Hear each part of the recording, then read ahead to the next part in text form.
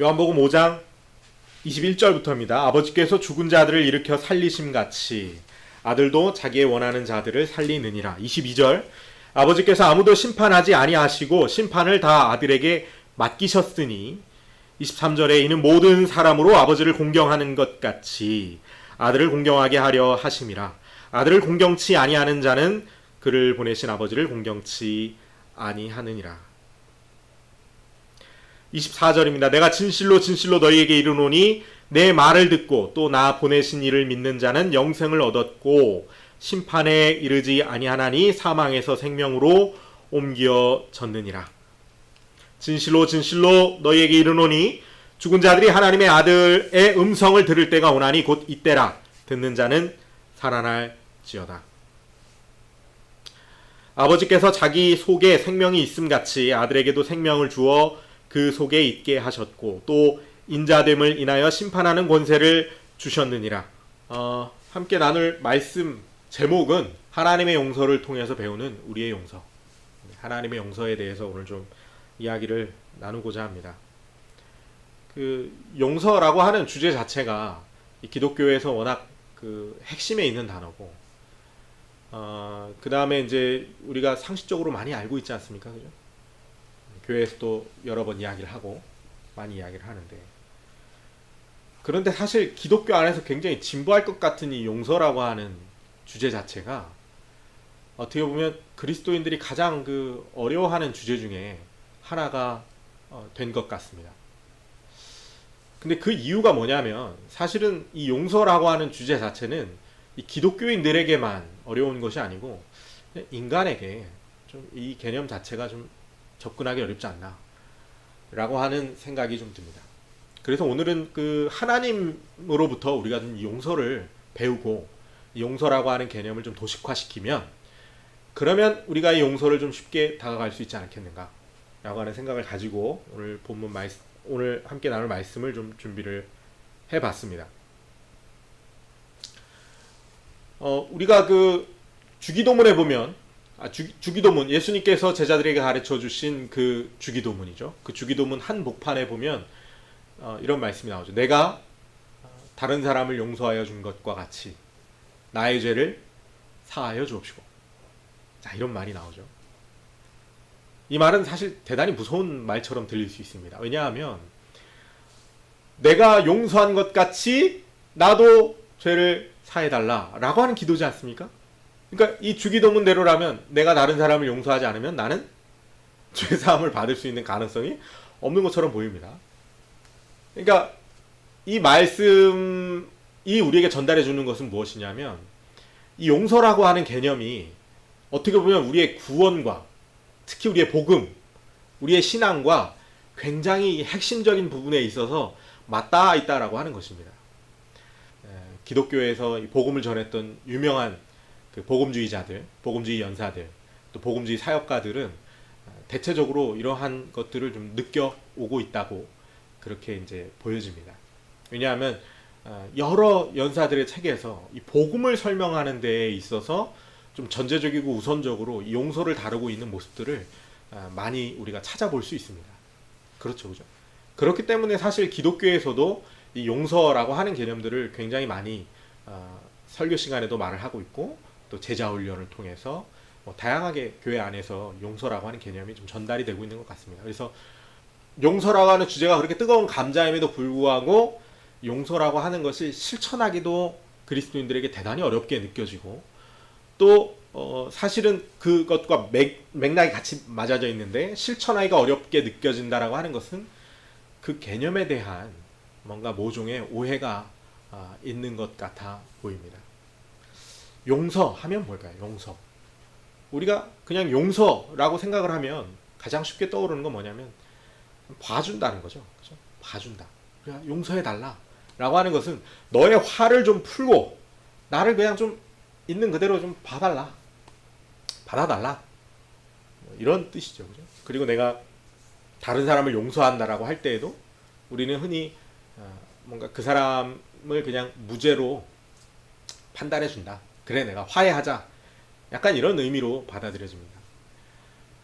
여기서부터 벌써 그 일반적인 용서의 용례, 국어에서 일반적으로 사용되고 있는 용서의 용례 자체가 대단히 오해를 크게 불러일으키고 있다라고 하는 것을 이 시간 좀 먼저 말씀을 드립니다. 그것은 뭐냐면, 그 가장 큰 오해는 뭐냐면, 우리는 용서와 화해를 잘 구분하지 못하고 있다는 것입니다.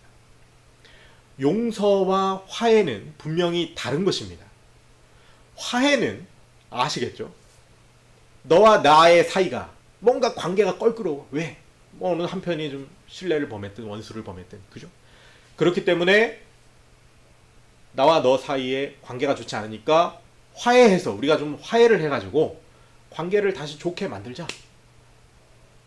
이것이 화해입니다. 그죠? 화목, 화해, 이것입니다. 이것과 용서는 같은 것일까요? 우리가 아주 용서와 밀접하게 이 화해를 연결지어서 생각하기 때문에 용서가 대단히 어렵게 느껴지고, 그 다음 용서라고 하는 개념을 올바로 접근하기가 대단히 어렵게 느껴집니다. 우리가 이런 말 많이 합니다. 특히 요즘과 같이 이 심리학적인 어떤 소양들이 굉장히 높아진 시대를 살아가고 있는 현대인들은 어릴 적에 어떤 부모님에게 받은 상처, 내 부모를 용서해야 된다, 이런 말들을 우리가 많이 듣죠. 그죠? 부모를 용서해야 된다.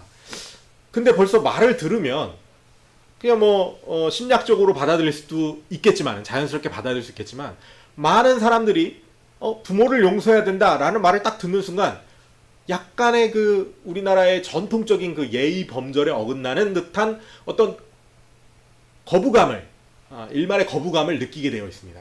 그 거부감은 무엇입니까? 내가 부모를 용서해야 된다라고 하는 것, 그 용서라고 하는 것 자체가 벌써 뭡니까? 내가 부모보다 조금 더 높은 존재여야만 되는 것 같고, 그 다음에 또 무엇보다도 마치 내 부모를 죄인으로 만들어버린 것 같은, 나에게 뭔가 죄를 지은 것 같이 만들어버리는 그러한 어떤 모습이 느껴집니다. 내 부모를 용서해라 라고 했을 때. 그래서 이게 마치 모순처럼 느껴지기도 해요. 아니, 부모를 용서하라고 하는 말은 먼저 부모를 죄인으로 만들으라고 하는 말인데, 그러면 내가 부모를 어떻게 용서하는가? 그런 생각도 들 수가 있죠. 이것은 무엇이냐면, 이 용서라고 하는 것을 이 화해의 개념과 혼동하기 때문에 생기는 현상입니다. 그러니까 화해한다는 거, 내가 그 사람과 화해해야 된다라고 하는 건 뭐냐면, 그 사람과 나 사이에 뭔가 사이가 안 좋다라고 하는 것을 전제로 하는 겁니다. 그죠? 그렇기 때문에 뭔가 상대방이 나에게 그 해를 입혔거나 저촉을 입혔거나라고 하는 어떤 그러한 상황을 상정하고 있는 것 같은 분위기가 형성이 되는 것이죠.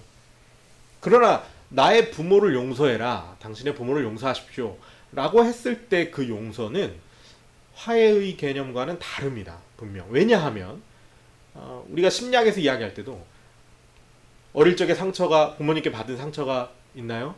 그러면 그걸 용서하세요 라고 말을 하지, 어릴 적에 부모에게 받은 상처가 있어서 지금 부모님하고 사이가 좋나요? 안 좋나요? 좋으면 용서할 필요 없어요. 안 좋으면 용서해야죠. 이렇게 말하지 않는다는 겁니다. 이렇게 말하지 않아요. 그죠? 지금 현재 내가 부모님과 사이가 좋은지 안 좋은지 상담자는 신경 쓰지 않습니다. 그냥 어릴 적에 부모에게 받은 상처가 있다면 그것을 용서하십시오 라고 이야기를 하죠. 그죠? 자, 벌써 뭔가 이게 그 심리학에서 이야기하는 용서와 우리가 일반적으로 통용되는 세상 속에 살아가는 이 용서라고 하는 용례가 조금 의미가 다르다는 것이 벌써 여기서부터 느껴지기 시작하죠. 그 용서가 뭔가, 용서가. 그렇다면 성경을 통해서 진짜 우리가 어떤 용서의 개념을 받아들이고 싶다, 발견하고 싶다. 그러면 사실 우리는 뭘 봐야 되냐면, 하나님께서 용서를 어떻게 하셨는가를 봐야 됩니다. 용서라는 단어를 검색할 것이 아니고, 성경에서 용서의 가장 이상적인 모델이 누구겠습니까? 하나님이겠죠. 그죠? 하나님이겠죠. 하나님께서 용서를 어떻게 하셨는가를 찾아서 그것을 통해서 우리가 이게 용서구나 라고 하는 것을 발견할 수 있어야 됩니다. 그것이 우리가 성경을 통해서 어떤 개념을 발견하는 것이겠죠. 그죠? 그래서 제가 가지고 온 본문이 용서라고 하는 단어는 전혀 들어가 있지 않지만 요한복음 5장 22절부터 가져왔습니다. 요한복음 5장 말씀을 가지고 왔습니다. 이렇게 이야기합니다. 아버지께서 죽은 자들을 일으켜 살리심같이 아들도 자기의 원하는 자들을 살리느니라. 그것은 아버지께서 아무도 심판하지 아니하시고 심판을 다 아들에게 맡겼다라고 하는 의미라고 하는 것이 뒤에도 이어져서 장하게 설명이 됩니다. 그러면서 27절에도 또 이렇게 이야기합니다. 또 인자됨을 인하여 심판하는 권세를 주셨느니라. 예수님께서 성육신 하심으로 말미암아 하나님께로부터 심판하는 권세를 받게 되었다라고 하는 것입니다. 자, 하나님께서 우리를 어떻게 용서하십니까? 아무도 심판하지 아니하시고 아버지께서 22절입니다. 아버지께서 아무도 심판하지 아니하시고 심판을 다 아들에게 맡기셨다라고 하는 것입니다. 언뜻 들으면 이게 무슨 용서랑 상관이 있는가라는 생각이 들 수도 있습니다. 그러나 우리가 잘 살펴보면 아무도 심판하지 않았다는 겁니다. 하나님께서 예수 믿는 사람만 심판하지 아니하신 것이 아니고 하나님께서 아무도 예수를 믿건 안 믿건 아무도 심판하지 않으셨다라고 하는 것입니다. 이렇게만 보면 벌써 이 본문 이 구절이 무슨 만인 구원론을 지지하고 있는 것처럼 그렇게 보이기도 합니다. 그러나 이것이 바로 용서라고 하는 개념의 가장 첫 번째 핵심 포인트입니다. 아버지께서 아무도 심판하지 않으신다. 그 말은 무슨 말이냐면 용서라고 하는 것은 바로 심판하지 아니하는 것을 말하는 것입니다. 아무도 내가 심판하지 않습니다. 자, 우리가 다른 사람에게 용서를 해주어야 한다라고 하는 것은 뭐냐면 사실 그 전제는 어떤 사람이 나에게 해를 입혔거나 나에게 어떤 피해를 입혔거나 나를 고통스럽게 했거나 어쨌든 나의 어떤 원망과 미움을 사는 어떤 상황이 전제되어 있죠. 그렇기 때문에 용서라고 하는 개념이 우리에게 사용될 수 있는 겁니다. 그죠? 그러한 배경이 있기 때문에 내가 아무도 미워하는 사람이 없으면 용서라는 개념을 내가 쓸 이유가 뭐가 있겠습니까? 그죠? 그러니까 누군가를 내가 미워하게 되고 또 그 사람이 나에게 어떤 고통을 주고 있고 이런 상황에서 우리가 용서라는 개념을 씁니다. 그런데 사실 이것을 가만히 뜯어보면 내가 누군가를 미워한다는 것을 왜 미워합니까? 그 사람이 당연히 나에게 잘못했으니까 미워하죠. 나에게든 혹은 나에게 가까운 사람이 됐어도 어쨌든 나에게 어떤 모종의 직접적인 건 2차적인 건 3차적인 건 어떤 피해를 주었기 때문에 고통을 줬기 때문에 악을 행했기 때문에 내가 그 사람을 미워하는 겁니다. 그죠? 자, 벌써 여기에 무엇이 숨어 있냐면 악을 악으로 판단하는 것이 숨어 있습니다. 내가 그 사람의 행동을 악으로 규정하기 때문에 그 사람이 미워질 수 있는 겁니다. 용서라고 하는 것은 먼저 내가 누군가를 판단하거나 심판하지 않는 것. 마치 하나님처럼 아버지께서 아무도 심판하지 아니하시고 라고 했습니다. 자, 그런데 여기서 다음 구절입니다. 심판을 다 아들에게 맡기셨으니 라고 했습니다. 심판을 예수 그리스도께 다 맡기셨다라고 되어 있습니다. 자, 무슨 말입니까? 나는 직접 판단하지 않아. 그렇지만 내 심판을 아들에게 다 맡길 거야 라고 했죠. 그렇죠. 자, 우리도 똑같습니다. 용서라고 하는 것을 하나님이 어떻게 하셨습니까? 자기는 심판하지 아니하시고 그리고 그 심판을 다 누구에게 맡기셨다? 예수님께 맡기셨다는 겁니다. 자, 하나님께서는 예수님 믿는 사람들만 용서하신 것이 아닙니다. 모든 사람을 용서하셨어요. 왜? 모든 사람을 심판하지 않으세요, 하나님은. 그리고 그 심판을 다 누구에게 맡겼습니까? 예수 그리스도께 맡겼습니다. 그렇죠. 그죠? 그렇죠. 하나님은 예수님 믿는 사람뿐만이 아니고 모든 사람을 용서하신 겁니다. 자, 벌써 여기서 우리가 용서라고 하는 것과 화해라고 하는 개념을 밀접하게 연관시켜서 생각한다면은 이 말씀을 이해할 수가 없습니다. 이 말씀에서 벌써 뭔가 모순이 생깁니다. 오류가 생기죠.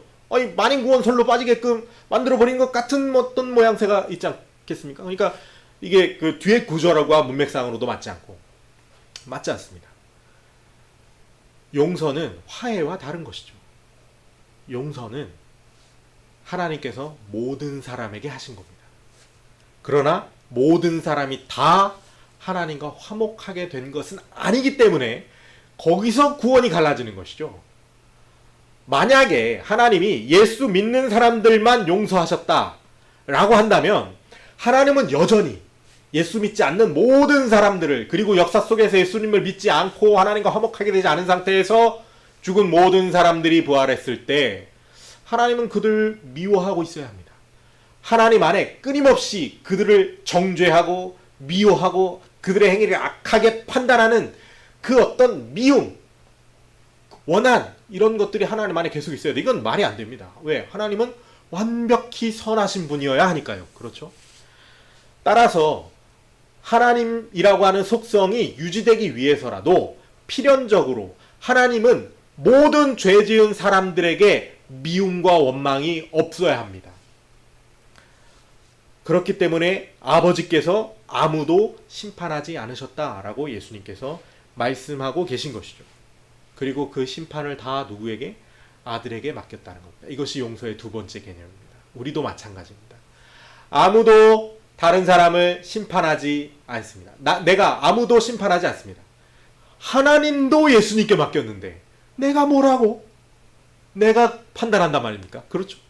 나도 나의 심판을 예수님께 맡깁니다. 내가 판단하지 않습니다. 예수님께 맡깁니다. 이게 용서입니다. 이게 용서입니다. 자, 이제 마지막 용서의 세 번째입니다. 마지막입니다. 자, 요한복음 5장 30절입니다. 좀 앞에부터 읽어볼까요? 자, 요한복음 5장 27절부터 읽어보도록 하겠습니다. 또 인자됨을 인하여 심판하는 권세를 주셨느니라. 이를 기여기지 말라. 무덤 속에 있는 자가 다 그의 음성을 들을 때가 오나니 선한 일을 행한 자는 생명의 부활로, 악한 일을 행한 자는 심판의 부활로 나오리라. 내가 아무것도 스스로 할 수 없노라. 듣는 대로 심판하노니 나는 나의 원대로 하려 하지 아니하고 나를 보내신 이의 원대로 하려는 고로 내 심판은 의로우니라. 자, 마지막 세 번째 역전입니다. 하나님께서는 자기가 심판하지 아니하시고 그 심판을 누구에게 맡기셨습니까? 예수님께 맡기셨습니다. 그런데 심판을 맡으신 예수님께서는 심판을 하실 때 누구의 뜻대로 심판하신다고요? 나를 보내신 이의 원대로 하려는 거로. 나를 보내신 이는 누구입니까? 아버지죠. 방금 얘기했잖아요. 그렇죠? 아버지께서 자기에게 심판을 맡겼다. 자, 이게 바로 용서의 본체입니다. 이게 용서의 본체입니다. 이 전체적인 모습이에요. 용서는 뭐라? 자, 첫 번째, 하나님께서는 내가 심판하지 않고 누구에게 맡겼다? 예수 그리스도께 맡겼습니다. 아들에게 심판을 맡겼습니다. 그런데 그 예수님은 자기의 뜻대로 심판을 하지 않고 누구의 뜻대로 심판합니까? 하나님의 뜻대로 심판합니다. 하나님의 뜻대로 심판합니다. 그러니까 하나님이 억울한 게 있습니까? 없습니까? 하나님이 억울한 게 없죠. 그리고 하나님이 미워할 게 있습니까? 없습니까? 미워할 게 없죠. 미워할 게 없습니다. 이겁니다. 바로 이게 용서예요. 하나님께로부터 배우는 용서. 너는 무기징역 빵빵빵 내가 심판하지 않습니다. 그렇게 하지 않습니다. 누구에게 맡깁니까? 그 심판을? 예수 그리스도께 맡깁니다. 그랬더니 어떻게 합니까? 예수님께서 내가 나의 뜻대로 심판하지 아니하고 누구의 뜻대로? 아버지의 뜻대로 심판한다. 자, 그 말은 무슨 말입니까? 아버지의 뜻이라는 것은 여기에 뒤에 보니까 이렇게 나와 있습니다. 30절에 나를 보내신 이의 원대로 하려는 고로 내 심판은 의로우니라. 의로우니라. 자, 바로 공의로움에 따라서 예수님께서 심판을 맡은 대로 심판을 하신다는 것이죠. 그 하나님의 공의로움, 그것은 어디에도 있습니까? 우리 안에도 있죠. 우리 안에도 있습니다. 여러분 그건 분명히 아셔야 돼요. 뭐 성경에 나와 있죠. 양심이라든지, 그죠? 분명히 우리는 선과 악을 압니까 모릅니까? 압니다. 우리가 나쁘다고 하는 놈은 예수님이 보실 때도 나쁜 겁니까? 안 나쁜 겁니까? 나쁜 겁니다. 예수님이 누구의 기준이에요? 예수님이 내가 너한테는 잘못했지만 나한테는 잘못한 거 없잖아. 내가 그렇게 용서할게. 예수님이 이렇게 하지 않는다는 것이죠. 누구의 뜻을 따라서? 나를 보내신 이의 뜻을 따라 내가 하려는 거로 내 심판은 의로우니라. 내가 만일 나를 위하여 증거한다면 내 증거는 참되지 아니하리라. 나를 위하여 증거하시는 이가 따로 있으니 나를 위하여 증거하시는 이는 그 증거가 참인 줄 아노라. 우리가 나쁜 놈이라고 하는 놈 우리가 심판하지 않습니다. 그 심판 누구에게 맡깁니까? 예수님께 맡깁니다. 근데 우리는 기꺼이 예수님께 맡길 수 있어요. 왜? 내가 나쁘다고 하는 놈, 예수님도 나쁘다고 합니다. 그건 하는 거예요. 예수님도 나쁘다고 하는 거예요. 자, 여기서 우리가 용서에 대해서 화해랑 자꾸 헷갈려 하는 아주 중요한 이 오해의 포인트가 드러납니다. 예리하게 드러납니다. 어떻게 드러나는 것이냐? 그것은 우리는 자꾸만 용서하라고 하면 그 사람이 죄가 없는 것으로 쳐야 된다라고 하는 개념으로 생각해요. 왜냐하면 그래서 자꾸만 이 화해라고 하는 개념하고 우리가 혼용해서 사용을 하게 됩니다. 용서하라고 하는 것은 예를 들어서 우리가 아까 예를 들었듯이 어릴 시절에 뭐 부모님에게 학대를 당했다든가 부모님이 나를 제대로 양육해주지 않았다든가 뭐 하는 그런 아주 가슴 아픈 상처가 있는 사람에게 부모를 용서하십시오 라고 말을 했을 때 그 사람이 그래 그때 그래요 용서하겠어요. 그때 그 부모님도 참 바쁘고 힘든 시간들이 있었어요. 그런데 제가 또 그 와중에 또 어리니까 철부지가 없지 않겠습니까? 그러니까 부모님이 저에게 그렇게 하실 수밖에 없었겠죠. 이렇게 이야기를 합니다. 여러분 이건 용서일까요? 아닐까요? 자, 첫 번째 용서의 첫 번째 뭡니까? 심판을 내가 하지 않고 예수 그리스도께 맡긴다. 이건 심판을 누가 하고 있는 겁니까? 벌써 내가 하고 있죠. 유죄를 내리든 무죄를 내리든 심판을 내가 하면 그건 용서가 아닙니다. 내가 나의 부모님이나 나에게 원수된 사람에게 너 그래 그냥 내가 무죄라고 해줄게. 그냥 너 그래 이해해줄게. 이해해주고 감형시켜주고 그 다음에 그냥 무죄 선고해주고 아니면 집행유예해주고 이것은 여전히 그 판사의 자리에 누가 앉아있는 겁니까? 내가 앉아있는 거죠. 여전히 내가 심판하고 있는 겁니다. 예수님께 심판을 맡기지 않았어요. 그러니까 용서는 시작된 것이 아닙니다. 그 사람은 전혀 용서를 시작하고 있지 않습니다. 시행하고 있지 않습니다. 무죄를 내리라는 이야기가 아닙니다. 용서는 심판을 예수님께 맡기라는 이야기입니다. 내가 용서한다라고 하는 것은 그 심판을 내가 하지 않고 예수님께 맡기겠습니다. 용서하라고 하면 마치 마음속에서 저 사람의 유죄를 분명히 명백한 유죄를 내가 억지로 내 마음을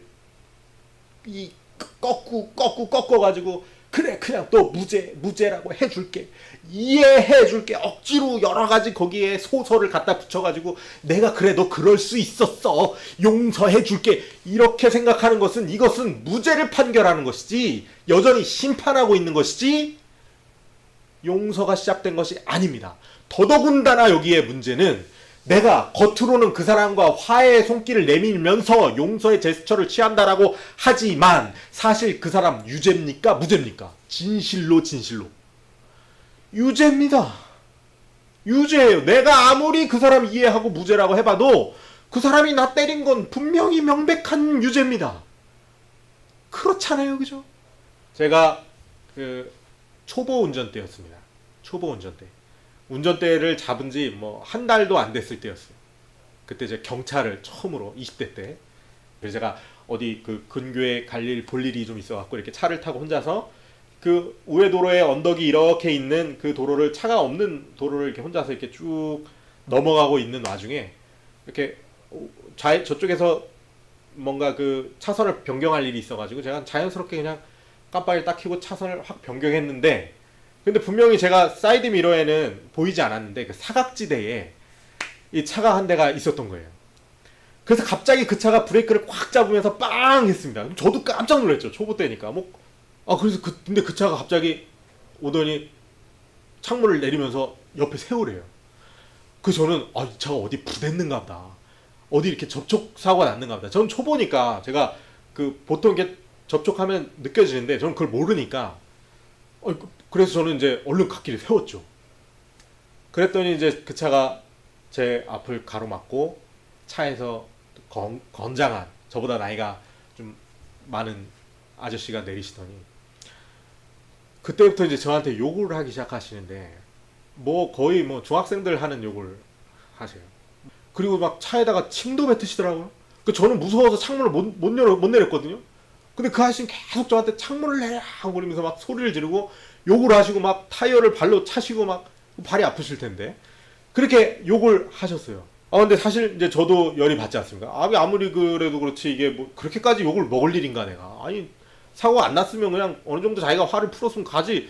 지금 10분째 지금 욕을 하면서 막 차를 발로 치면서 침을 뱉으면서 막 욕을 하니까 그래서 제가 그 사람 욕을 들으면서 제가 핸드폰을 계속 봤거든요.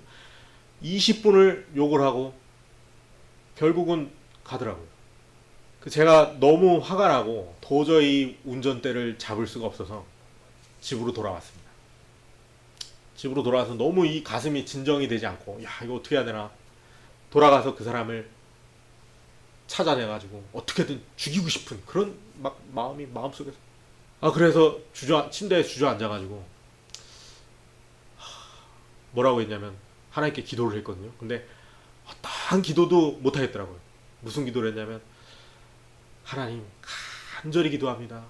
제발 오늘부로 그 사람 죽여주시옵소서. 제가 간절 그때 그 간절한 기도였어요. 하나님 어디 간절하게 제가 제 모든 믿음을 다해요.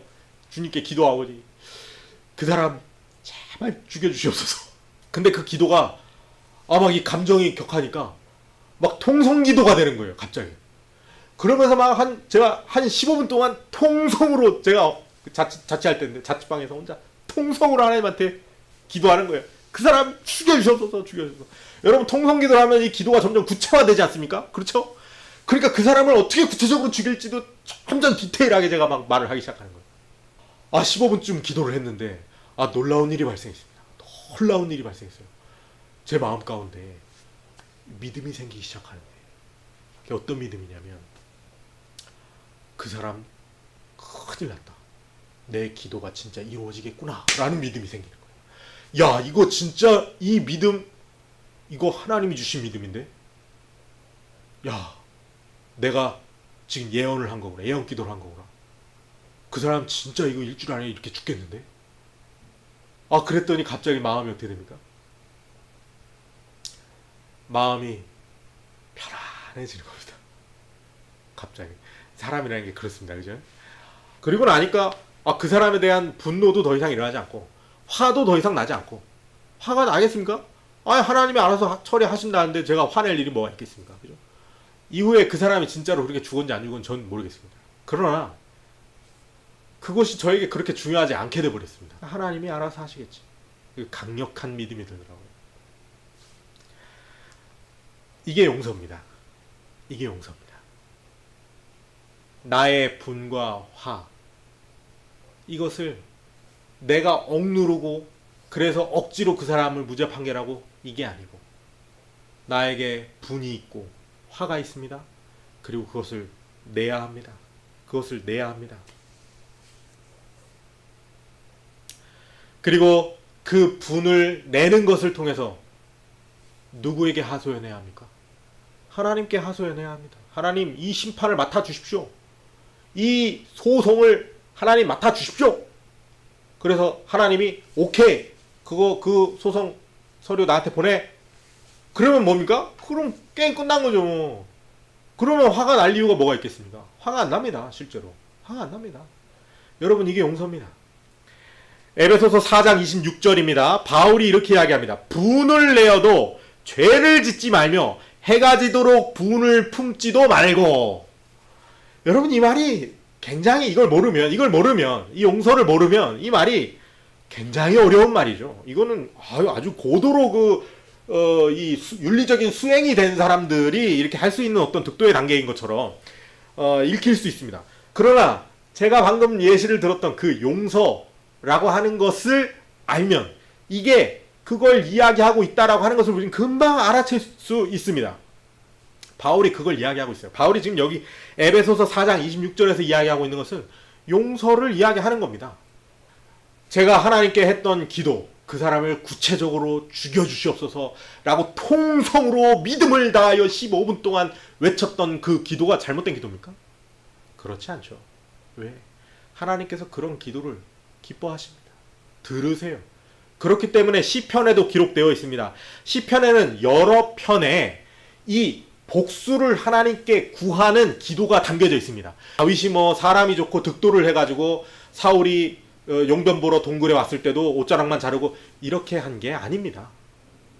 다윗은 그러한 행위 뒤에 뭐가 있습니까? 그 다윗이 분을 내어도 죄를 짓지 않고 분을 해가 지도록 품지 않을 수 있었던 그 방법은 바로 그 뒤에 이 기도가 있었기 때문입니다. 이런 기도, 시편 109편입니다. 기니까 잘락잘락 한번 읽어보겠습니다. 시편 109편, 다윗의 시편입니다. 내가 찬양하는 하나님이여 잠잠하지 마옵소서. 그들이 악한 입과 거짓된 입을 열어 나를 치며 속이는 혀로 내게 말하며 또 미워하는 말로 나를 두르고 까닭없이 나를 공격하였음이니이다. 주님, 나는 사랑했으나 그들은 도리어 나를 대적하나니 나는 기도할 뿐이라. 그들이 악으로 나의 선을 갚으며 미워함으로 나의 사랑을 갚았사오니 악인이 그를 다스리게 하시며 사탄이 그의 오른편에 서게 하소서. 주님, 그가 심판을 받을 때에 죄인이 되어 나오게 하시며 그의 기도가 죄로 바뀌게 하옵소서. 여러분, 그 사람 기도하는 거 다 죄로 바뀌게 하옵소서. 이런 저주가 어디 있습니까? 그죠? 보통 화가 난 게 아니죠, 지금 다윗이. 그죠? 제가 충분히 이해하겠습니다, 지금. 그의 연수를 짧게 하시고 여러분, 연수를 짧게 하시고 빨리 죽게끔 해달라는 거죠. 그죠? 그의 직분을 타인이 빼앗게 하시며 그의 자녀는 고아가 되게 하시고, 기가 막히지 않습니까, 여러분? 그의 아내는 과부가 되며 그의 자녀들은 유리하며 구걸하고 그들의 황폐한 집을 떠나 빌어먹게 하옵소서. 여러분, 우리가 읽다 보면 벌써 실소가 나옵니다. 다윗이 이게 보통 화가 난 게 아닙니다.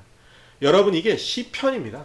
성경에 기록되어 있는 기도입니다. 뒤에는 뭐 더 기가 막힙니다. 고리대금업 타는 자가 그의 소유를 다 빼앗게 하시며 그가 수고한 것을 낯선 사람이 탈취하게 하시며 그에게 인애를 베풀 자가 한 사람도 없게 하시며 그의 고아에게 은혜를 베풀 자도 없게 하시며. 여러분, 이런 기도가 다윗 뒤에 있었던 겁니다. 다윗은 용서를 할 줄 알았던 겁니다. 여러분, 우리도 용서를 할 줄 알아야겠습니다. 용서를 할 줄 알아야 되겠습니다.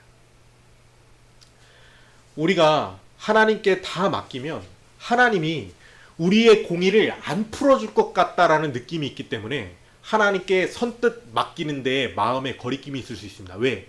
하나님은 선하시고 의로우시고 또 예수님이 다 용서해 주실 텐데 그거 하나님께 맡기면은 그냥 그 사람 무죄 판결 하나 하는 거랑 뭐가 다른 거요? 라는 생각이 들 수 있습니다. 그렇죠. 그렇습니다. 그러나 오늘 본문 말씀에 분명히 예수님께서는 그렇게 말씀하지 않으십니다. 오늘 본문 말씀 요한복음 5장 29절입니다. 선한 일을 행한 자는 생명의 부활로, 악한 일을 행한 자는 심판의 부활로 나오리라. 성경은 반드시 악인은 심판당합니다. 그러면 우리는요? 우리는 악인이 아닙니까? 맞습니다. 그래서 우리도 심판당할 겁니다. 언제? 2000년 전에. 미래형이지만 과거형에 끝났죠. 우리는 심판당합니다. 왜? 우리가 악하니까. 우리도 다른 사람의 원수일 수 있습니다. 나도 모르는 사이에 다른 사람에게 원한을 끼쳤을 수 있습니다. 미움을 살 수 있습니다. 따라서 우리의 심판도 예수님께 맡겨져 있고 우리도 반드시 심판당할 겁니다. 2000년 전에 십자가에서 6시간 동안 무서운 고통 가운데 죽음으로 심판받을 겁니다. 우리가 예수님께서 대신 십자가에 못 박혔다고 해서 죄가 그냥 허공에서 사라진다라고 생각하는 오해를 해서는 안 됩니다. 그러한 오해 때문에 예수 그리스도의 십자가에 깊이 있게 감격하지 못하고 진정한 그 믿음 가운데로 들어가지 못하게 되는 겁니다. 우리는 심판받았습니다. 그렇기 때문에 하나님 앞에 당당히 나아갈 수 있는 겁니다. 예수님이 그냥 우리를 마음 좋게 내가 대신 했으니 너희는 허허허 그냥 가라, 이렇게 하지 않으셨습니다. 사도 바울은 정확하게 이것을 알고 있었습니다. 갈라디아서 2장 20절입니다. 내가 그리스도와 함께 십자가에 못 박혔나니 그런즉 이제는 내가 사는 것이 아니요 오직 내 안에 그리스도께서 사시는 것이라. 이제 내가 육체 가운데 사는 것은 나를 사랑하사 나를 위하여 자기 자신을 버리신 하나님의 아들을 믿는 믿음 안에서 사는 것이라. 내가 십자가에 못 박혔다. 그것이 십자가 믿음의 의미라는 것을 사도 바울은 정확하게 알고 있었습니다. 우리도 예수님이 대신 십자가에 못 박히심으로 말미암아 우리의 죄가 그냥 허공에 사라진 그런 게 아닙니다. 여러분, 그건 구원파예요. 그런 게 아닙니다. 우리의 죄값을 치렀습니다. 당당하게 치렀습니다. 따라서 우리가 우리에게 악을 저지른 사람의 심판을 하나님께 맡긴다라고 하는 것이 그냥 하나님이 그 사람 용서해 주게끔 내버려 두는 거하고 같다라는 생각은 그것은 틀린 생각입니다. 따라서 우리는 하나님께 그 심판을 맡길 수 있습니다. 요한계시록 21장에 하나님께서 우리의 마음이 얼마나 시원해지도록 우리의 이 원한을 풀어주시는지 그 결과가 쓰여져 있습니다. 하나님께서 친히 그들과 함께 계셔서 모든 눈물을 그 눈에서 닦아주시니 다시는 사망이 없고 애통하는 것이나 곡하는 것이나 아픈 것이 다시 있지 아니하리니 처음 것들이 다 지나갔음이로라. 하나님께서 우리가 살면서 흘린 모든 눈물을 친히 그 손으로 닦아주십니다. 하나님께서 눈물을 닦아주신다는 것은 다시는 거기 눈물이 안 난다는 얘기입니다. 하나님이 그 정도로 우리의 원한을 다 풀어주신다는 얘기예요. 하나님 확실합니다. 우리가 우리의 심판을 하나님께 맡기지 못할 이유가 전혀 없어요. 맡기면 됩니다. 누가 나한테 침을 뱉습니까? 욕을 합니까? 나를 고통스럽게 합니까? 오케이, 넌 큰일 났어. 하나님 다 하신다. 내가 화낼 이유가 뭐가 있습니까? 하나님이 철저하게 심판하실 텐데. 그렇잖아요. 우린 하나님이 얼마나 무서운 분인지 봤습니다. 2000년 전에 십자가 위에서 자기의 아들을 얼마나 무섭게 하나님께서 버리셨습니까? 그렇죠? 예수님께서 뭐라고 하셨습니까? 아버지 어찌하여 나를 버리시나이까? 그 무서우신 하나님이 내가 네 원한 대신 서류 내 내가 처리해 줄게 하시는데 우리가 맡기지 못할 이유가 뭐가 있겠습니까? 그죠? 이게 용서입니다. 이게 바로 용서입니다. 여기서 그 사람을 무죄 판결합니까? 그 사람의 잘못이 공중에서 없어집니까? 우리가 그 사람을 억지로 이해하고 우리의 감정을 억누려야 될 이유가 있습니까? 아니요, 없습니다. 우린 당당하게 그 사람이 나에게 잘못했다! 화내고 분노할 수 있습니다. 그죠? 그러나 그 분은 해가 지도록 우리에게 남아있습니까? 남아있지 않죠. 왜? 하나님께 맡겼으니까. 그리고 우리가 죄를 지을 이유도 없습니다. 왜? 하나님이 하실 테니까. 그죠? 따라서 바울이 했던 말, 아까 그 말씀 뭐죠? 에베소서 4장 26절 분을 내어도 죄를 짓지 말며 해가 지도록 품을 품지도 말고 라는 말씀 너무 쉬워집니다. 이게 바로 용서입니다. 누구에게 배웠습니까? 하나님께 배웠습니다. 하나님이 그렇게 용서하셨어요. 모든 사람들을. 우리는 이제 용서를 알았습니다. 이게 용서입니다. 이게 용서입니다. 오늘 그 하나님께로부터 배우는 용서 함께 말씀 나눠봤습니다. 제가 기도하고 오늘 메시지를 마치도록 하겠습니다. 기도합니다. 하나님, 하루에도 어쩔 때는 사소한 일에도 이 세상에 악이 너무 가득 차 있는 것을 봅니다. 그 악은 다른 어디에 있는 것이 아니고 바로 이 주변에 산재해 있는 인간들 가운데 있습니다. 그 중엔 저도 포함되어 있겠죠. 이 세상에 가득한 인간들처럼 이 세상에 악이 가득하오니 주님, 이 모든 심판을 내가 주님께 맡깁니다.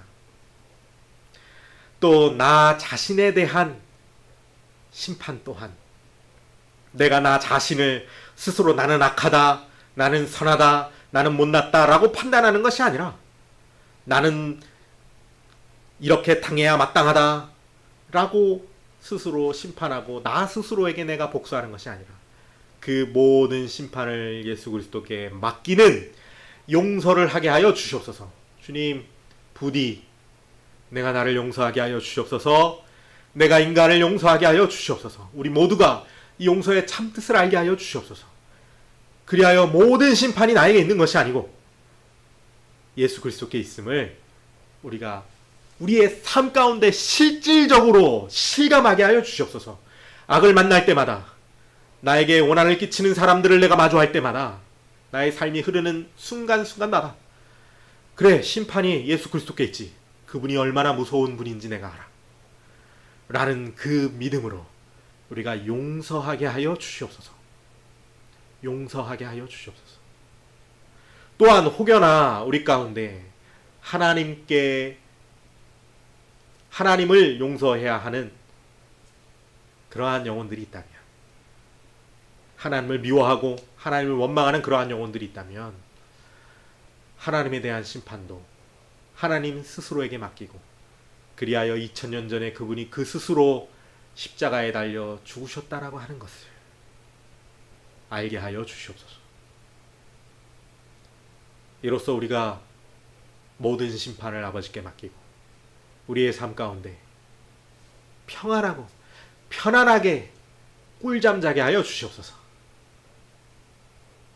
우리의 모든 심판을 예수 그리스도께 맡깁니다. 예수님의 이름으로 기도드렸습니다. 아멘.